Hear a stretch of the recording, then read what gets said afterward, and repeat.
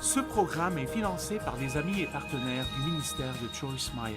Faire face à la vérité est l'une des choses les plus douloureuses que vous puissiez traverser. Parce que nous adorons vivre dans ce monde fantastique où il y a quelque chose qui ne va pas dans tout le monde, mais il n'y a rien de mal en nous.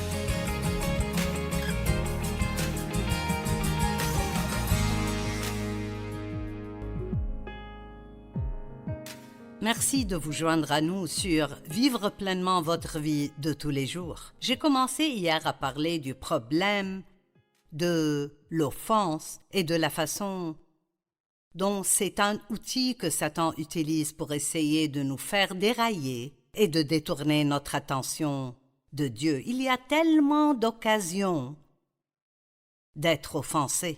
Et hier, nous avons parlé des offenses que nous avons entre les gens et de l'importance de laisser passer ces choses. En fait, si vous étudiez le mot « offense » dans la langue grecque, il vient du mot « scandalon », ce qui signifie la partie du piège à laquelle l'appât est accroché. Donc, j'ai fait une analogie avec le fromage que vous mettez sur la souricière. Vous n'attraperez pas la souris si vous n'avez pas d'appât. Et l'offense, être offensé, est l'appât que Satan utilise pour nous entraîner vers des problèmes plus profonds. Mais les gens ne sont pas la seule chose avec laquelle nous avons des problèmes quand on parle d'offense. C'est probablement la chose la plus importante et la plus fréquente. L'une des choses par lesquelles les gens sont facilement offensés est la vérité. Jésus est venu, il a dit « Je suis le chemin, la vérité et la vie. Nul ne vient au Père que par moi. » Donc, nous devons apprendre ses voies et les suivre.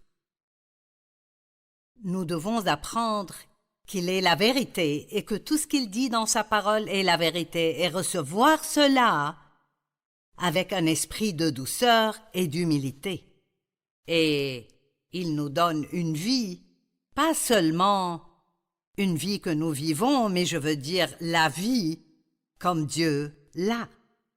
Je pense qu'aucun d'entre nous réalise à quel point le Seigneur veut vraiment que nous soyons heureux et à quel point il veut que nous ayons la paix et à quel point il veut que nous marchions dans l'amour. Et je ne sais pas pour vous, mais je suis tellement fatiguée de voir les gens si facilement offensés et si susceptibles. Et tant de gens sont en colère et il semble que tout le monde a un plan, quelque chose pour lequel il veut se battre. Eh bien, je ne peux pas leur faire ma volonté, mais je ne vais pas les suivre. Je veux garder ma paix. Maintenant, si je vous disais, y a-t-il un domaine dans votre vie où vous devez changer? J'espère que vous diriez oui. Il pourrait y avoir des personnes qui pensent qu'elles sont parfaites, mais je pense que la plupart d'entre nous sont conscients que, oui, vous savez, je pourrais faire mieux dans ceci ou dans cela. Et Dieu veut nous aider à nous améliorer tout le temps. Notre objectif devrait être d'être comme Jésus.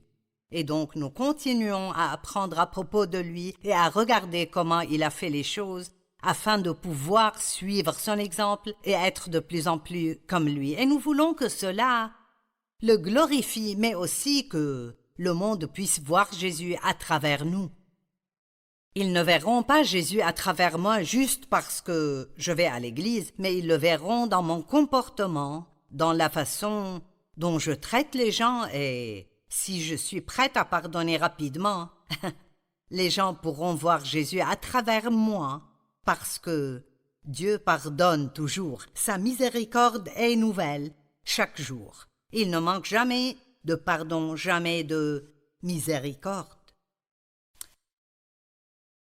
Beaucoup de gens sont offensés par la vérité. Jésus est la vérité, mais beaucoup de gens sont offensés par la vérité.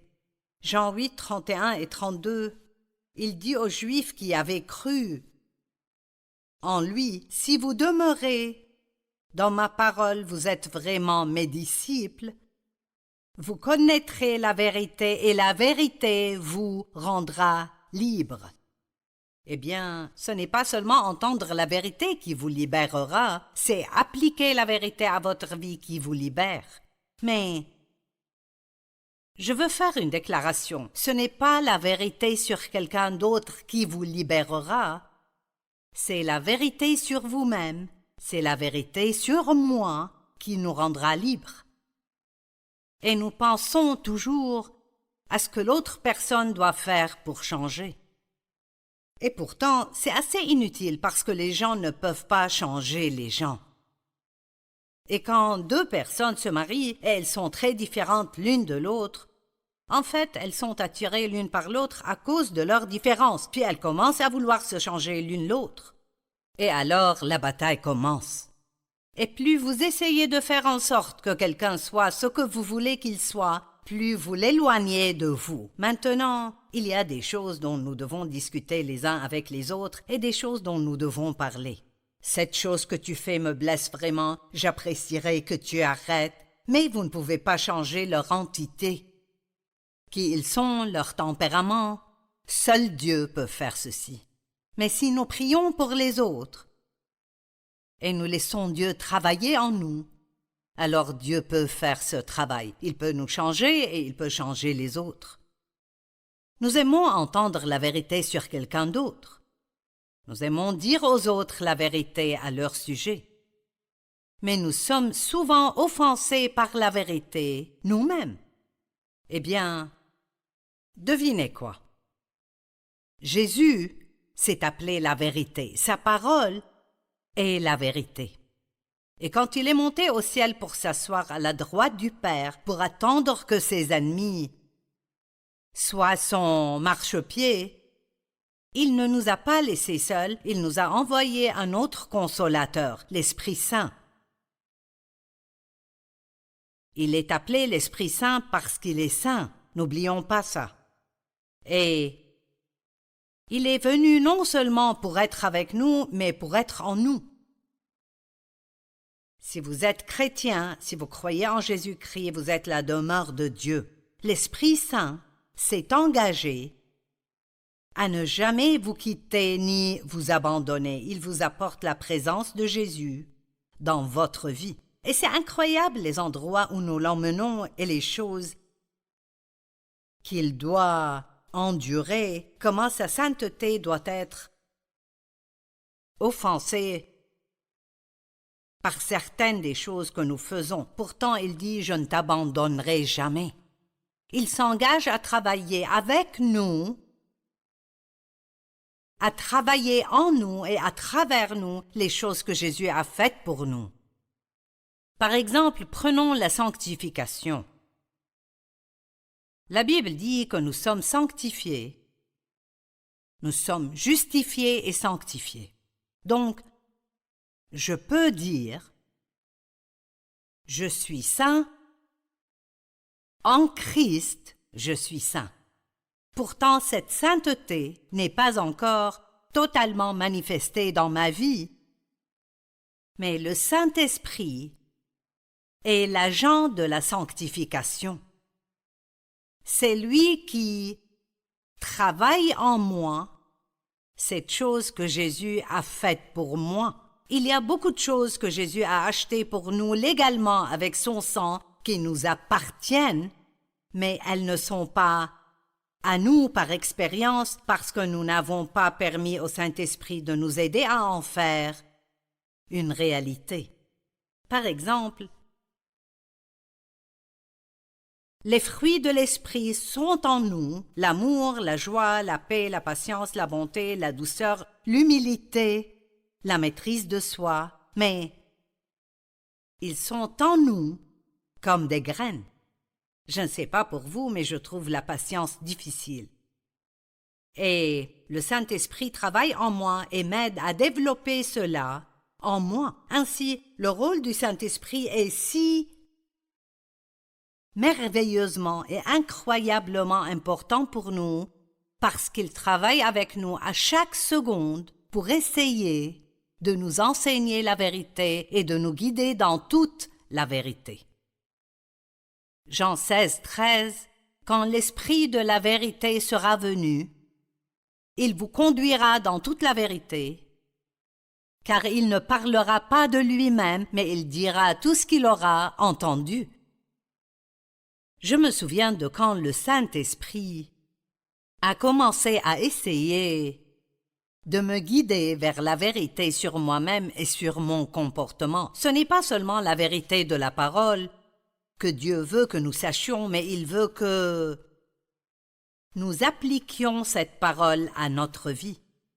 Et nous ne pouvons pas avancer si nous ne regardons pas là où nous sommes. C'est une déclaration importante et j'aimerais vraiment que tout le monde y pense pendant une minute. Nous ne pouvons pas arriver là où nous voulons être, c'est-à-dire comme Christ, si nous ne voyons pas où nous sommes et nous n'avons pas à faire face à la condamnation. Il n'y a pas de condamnation pour ceux qui sont en Christ, mais l'Esprit Saint est celui qui nous convainc de choses qui ne sont pas comme elles devraient l'être. Je reçois une conviction. Joyce, tu ne devrais pas agir comme ça.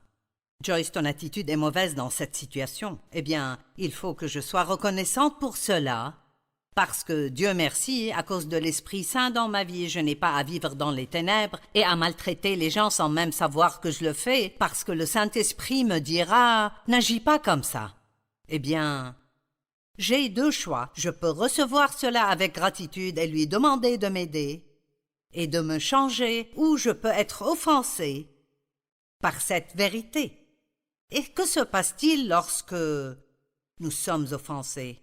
Donc, disons par exemple, il y a quelques jours, l'un de mes enfants m'a corrigé à propos de quelque chose que j'ai fait et je n'aurais pas dû faire ça. Et j'ai pu dire « Tu as tout à fait raison et je suis désolée. Je vais vraiment essayer de ne plus faire ça de nouveau. » Mais je vous le dis, j'ai fait de grands progrès parce que, il y a 20 à 30 ans, je n'aurais pas accepté ça. J'aurais été offensée par cela et j'aurais essayé de retourner cela et de lui dire « Tu fais la même chose. » Vous voyez, nous ne recevons pas la vérité avec humilité si au moment où quelqu'un nous confronte, nous essayons de lui renvoyer quelque chose. La Bible dit « Le fou méprise l'instruction ». Et je commence juste maintenant à arriver au point où j'aime un peu ça. Je n'y suis pas encore à 100%, mais je vois le principe si clairement et c'est que je ne peux pas changer si je ne reçois pas cela. Donc le Saint-Esprit a commencé à me guider dans la vérité sur moi-même et mon comportement. Et il a essayé longtemps avant même que je sois consciente qu'il essayait, mais nous devons vouloir le changement. Et c'était très douloureux. Faire face à la vérité est l'une des choses les plus douloureuses que vous puissiez traverser, parce que nous adorons vivre dans ce monde fantastique où il y a quelque chose qui ne va pas dans tout le monde, mais il n'y a rien de mal en nous. N'essaie pas de me dire que quelque chose ne va pas chez moi, car il y a beaucoup plus de mal en toi qu'il n'y a de mal en moi. Et ma chair a essayé par tous les moyens de ne pas faire face à ce que Dieu essayait de me dire. Et quand vous entendrez ce qu'il me disait, vous comprendrez. J'ai dû faire face à... Tu es le problème, Joyce, dans ton mariage, ce n'est pas Dave. Oh mon Dieu! Tu as un problème d'orgueil, Joyce. Tu es négative. Tu es difficile à vivre. Tu es égoïste. Je suis contente que Dieu m'ait dit ces choses petit à petit. Tu t'apitoies sur ton sort à tout bout de champ. Tu ne fais pas face à la réalité. Tu n'affrontes pas les vrais problèmes de ta vie. Tu es contrôleuse, tu es manipulatrice. Et tu dois libérer ta famille et arrêter d'essayer de les changer. Eh bien, c'était, vous savez, une rencontre avec Dieu. J'avais tellement de problèmes de comportement à cause de mon enfance. Je n'ai pas eu de bon exemple. La seule façon que je connaissais pour obtenir ce que je voulais était de me mettre en colère jusqu'à ce que les gens cèdent. Et donc j'étais juste en colère la plupart du temps. Et quand je n'obtenais pas ce que je voulais, ma réponse était de m'apitoyer sur mon sort. Oh Dieu merci pour là où je suis maintenant. J'ai un long chemin à parcourir, mais je ne suis plus là où j'étais. Je ne suis pas là où je dois être, mais je ne suis plus là où j'étais. Je suis en route. J'ai dû apprendre à affronter la vérité. L'Esprit Saint est appelé Esprit de vérité. Jésus a dit « Je prierai le Père et il vous donnera un autre défenseur qui restera éternellement avec vous, l'Esprit de vérité, que le monde ne peut pas accepter parce qu'il ne le voit pas et ne le connaît pas, mais vous le connaissez car il reste avec vous et il sera en vous. » C'est ce qu'il a dit aux disciples. Eh bien, devinez quoi? Il est venu et si vous êtes chrétien, il est en vous. Et je prie que vous ayez une rencontre avec le Saint-Esprit et que vous disiez « Saint-Esprit, je veux que tu travailles dans ma vie, je veux savoir la vérité sur moi. Je veux sortir des affaires de tout le monde et arrêter d'essayer de les changer et je veux que tu me rendes comme Jésus. » Eh bien, je suis enthousiasmée alors que je suis là toute seule à prêcher à toutes ces caméras.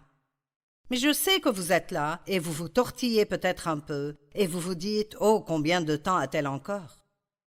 Mais c'est ce genre de choses qui vous aidera à mûrir dans votre relation avec le Christ. Jean 15, 26. Quand sera venu le défenseur ou le consolateur, il est aussi le consolateur, que je vous enverrai l'Esprit de la vérité, qui vient du Père, il rendra témoignage de moi. Eh bien, la vérité n'est pas agréable et facile pour notre chair. Jésus a dit la vérité aux pharisiens. Il leur a dit « Vous êtes une bande de faux ». Lisez Matthieu 23 si vous voulez voir le genre de vérité que Jésus peut donner aux gens. Il a dit « Vous dites à tout le monde quoi faire, mais vous ne le faites même pas vous-même.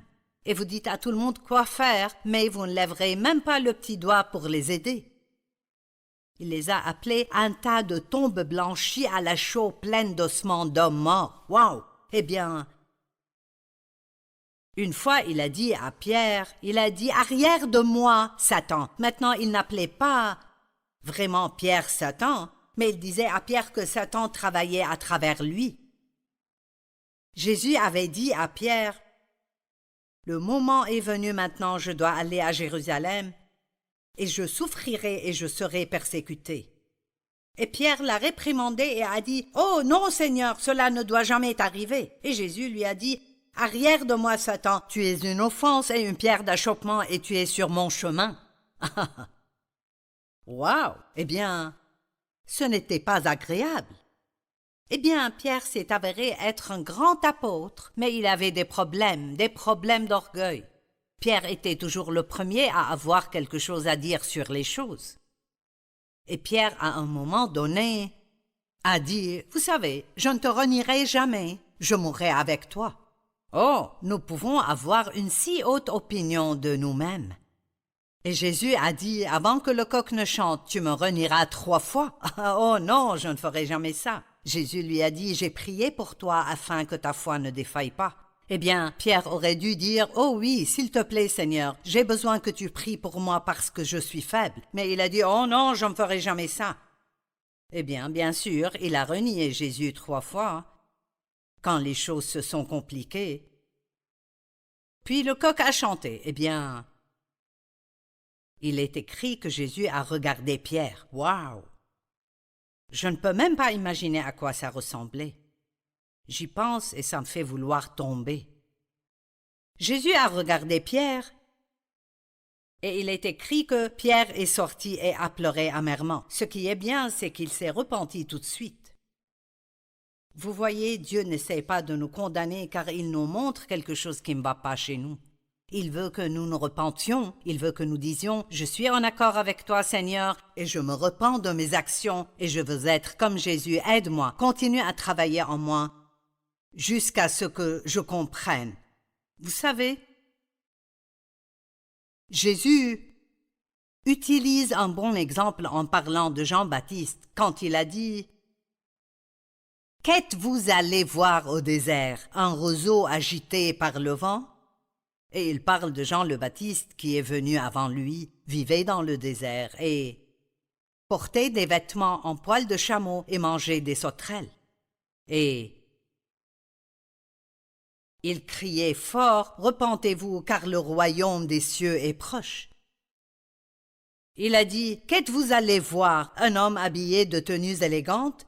Ceux qui portent des tenues élégantes sont dans les maisons des rois. Qu'êtes-vous donc allé voir, un prophète? Oui, je vous le dis, un prophète hors du commun, plus éminent, plus remarquable et supérieur aux autres prophètes. C'est celui à propos duquel il est écrit, « Voici, j'envoie mon messager devant toi pour te préparer le chemin. » Pourquoi utilise-t-il cette analogie ici à propos de « Êtes-vous allé voir un homme habillé de tenues élégantes ?» Il donne essentiellement l'analogie que ce que Jean avait à dire n'était pas facile à entendre, mais c'était néanmoins la vérité.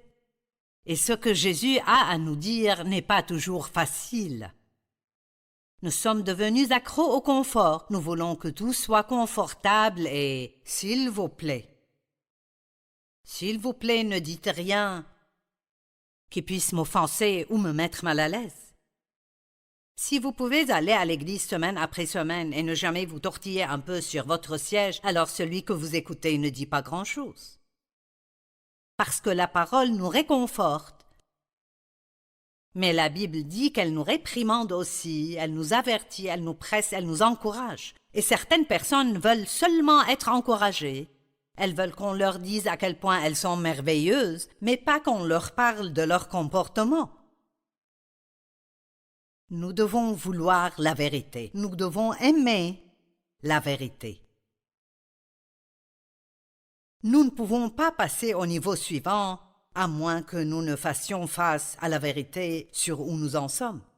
Par exemple, Dieu pourrait me dire « Joyce, tu portes des fruits et tu aides les gens, mais je peux faire un travail beaucoup plus important à travers toi si tu mets de côté tout orgueil. » C'est un signe pour moi alors que Dieu veut que je commence à étudier davantage sur l'orgueil parce que c'est évidemment quelque chose qu'il veut faire en moi dans ce sens.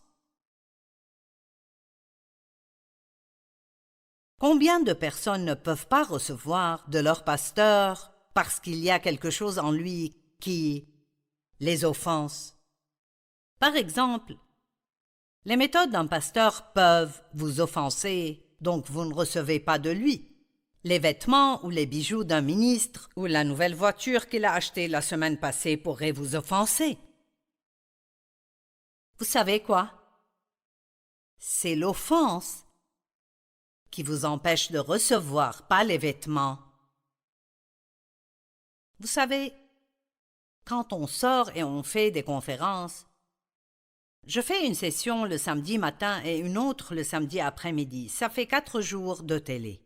Et je changerai de vêtements entre la séance du matin et celle de l'après-midi. Et une dame m'a écrit et elle était offensée parce que je change de vêtements entre les séances. Eh bien, que Dieu la bénisse.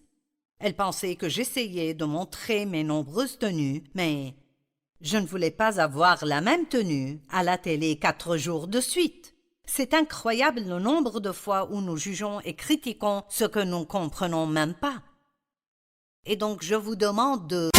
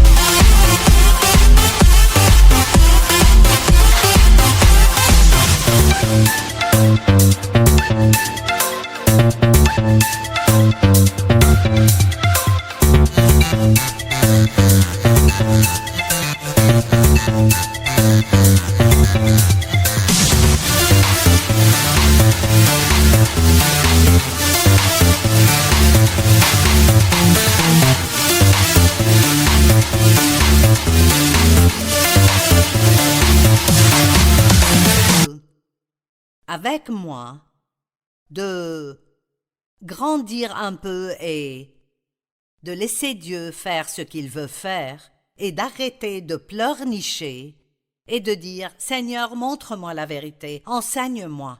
Je veux recevoir de toi tout ce que tu veux me montrer, même si c'est difficile pour moi de l'entendre. »